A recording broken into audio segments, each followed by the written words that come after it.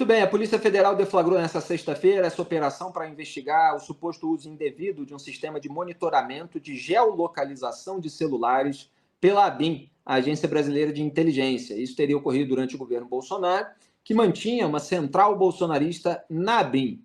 Foi matéria da Cruzoé, 3 anos atrás. A PF foi às ruas hoje para cumprir 25 mandados de busca e apreensão, 2 de prisão preventiva em 4 estados, São Paulo, Santa Catarina, Paraná, Goiás, Distrito Federal, e além, né, do DF, que a gente nunca chama de Estado, é o Distrito Federal, então tem essa distinção aí entre as unidades federativas, que é a expressão que une as 27. Os servidores presos foram Rodrigo Colli, Eduardo Arthur e Zic.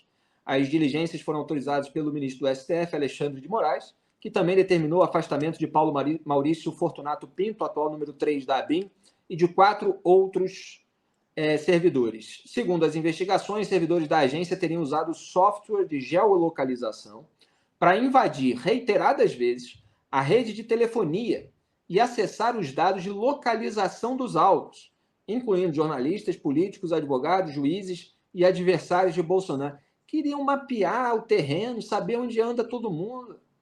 Se o sujeito se aproxima de outro e tal, ele sabe, ele pode agir, fazer alguma coisa. É impressionante. O sistema First Mile foi adquirido pela ABIN durante o governo de Michel Temer por R$ 5.700.000 sem licitação. Como revelou a Cruzoé em 2020, o então diretor-geral da ABIN, Alexandre Ramagem, enviava a Flávio Bolsonaro relatórios produzidos clandestinamente pela agência para auxiliar sua defesa no caso da rachadinha na Assembleia Legislativa do Rio de Janeiro. Eu peço a palavra aí ao Wilson Lima, a gente vai precisar ser breve, assim, porque o programa já estourou o tempo, mas vocês estão vendo aí a capa da Cruzoé, que denunciou esse tema na raiz. Só antes de você falar, eu quero lembrar que o Alexandre Ramagem, ele só não virou o diretor-geral da Polícia Federal, porque ele foi nomeado pelo Jair Bolsonaro para o lugar do Maurício Valeixo, porque o Sérgio Moro, então ministro da Justiça e Segurança Pública, deixou o governo dizendo que não havia justificativa técnica para aquilo, que era uma instrumentalização política, pegou até leve, né? Porque teve que tomar um cuidado para não fazer uma acusação criminal e depois, eventualmente, acabar enquadrado pela PGR bolsonarista. Né? Claro que é uma palavra branda, instrumentalização política, mas foi isso que ele apontou que estava acontecendo naquele momento. E o que a gente está vendo agora é que havia uma instrumentalização política da ABIN pelo próprio Ramagem. Quer dizer, imagine o que ele poderia fazer, se tudo isso for comprovado, na Polícia Federal.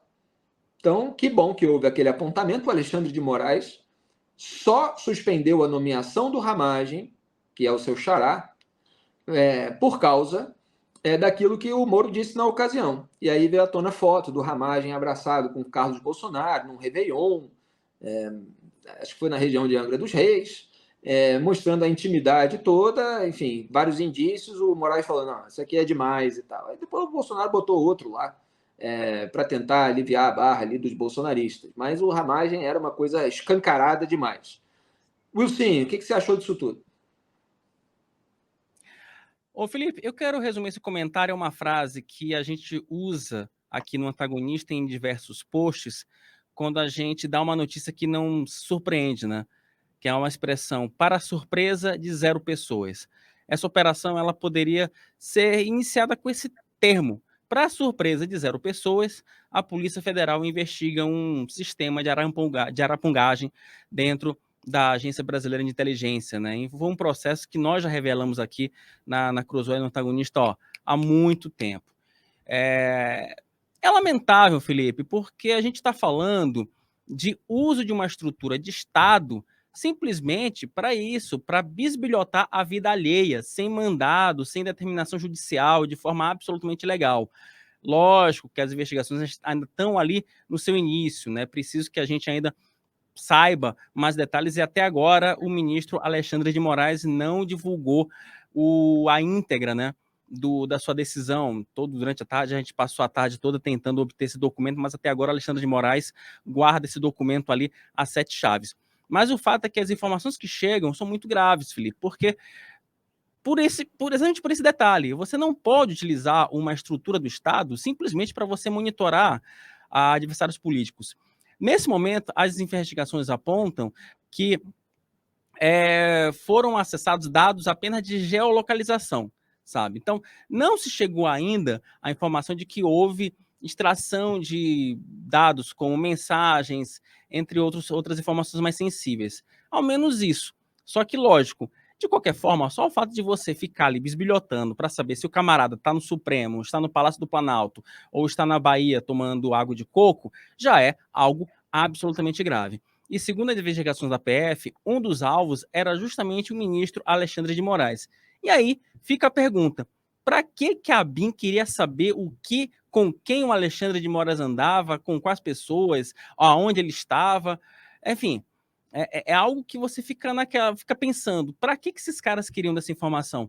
Sabe, Felipe? E só para fechar aqui o comentário em clima de sexta-feira, me parece muito aquela tática, né, do cidadão que está desconfiado da esposa, né? Coloca um GPS no carro para saber onde é que a mulher está passando o dia, sabe? Me parece que é um pouco isso, só que lógico, né? Estou falando de um sistema super sofisticado que infelizmente foi custeado com dinheiro público e aí foi utilizado para fins nada republicanos.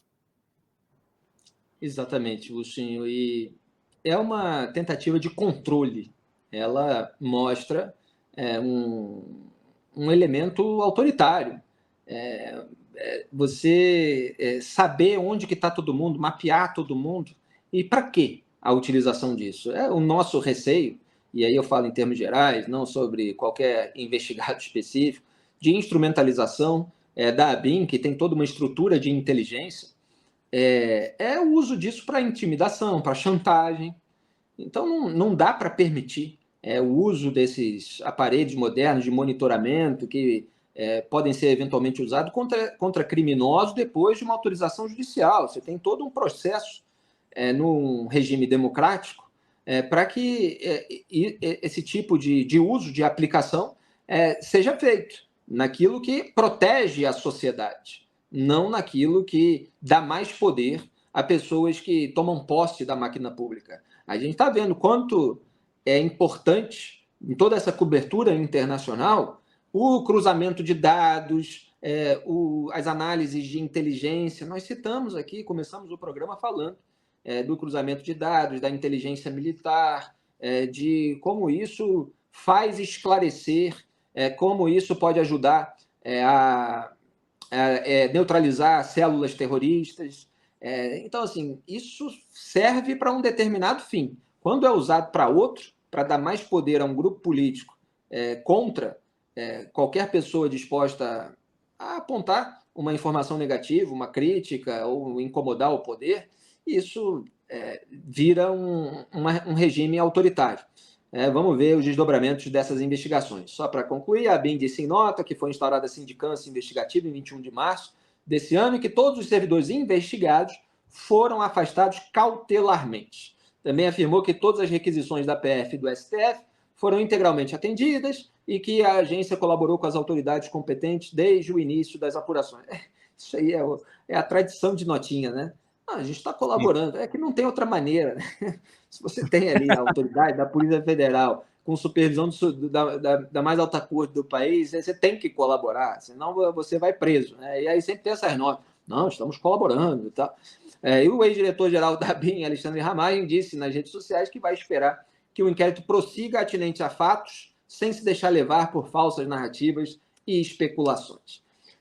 Wilson, é isso. Muito obrigado pela sua participação, breve, mas fundamental, sintética, sucinta, porém densa. E estamos juntos para descansar no fim de semana e ter mais uma semana de muito trabalho. Estamos juntos na semana que vem, né? Você descansa aí em Brasília, eu descanso aqui no Rio de Janeiro, supostamente, que a gente vai estar sempre ligado no noticiário.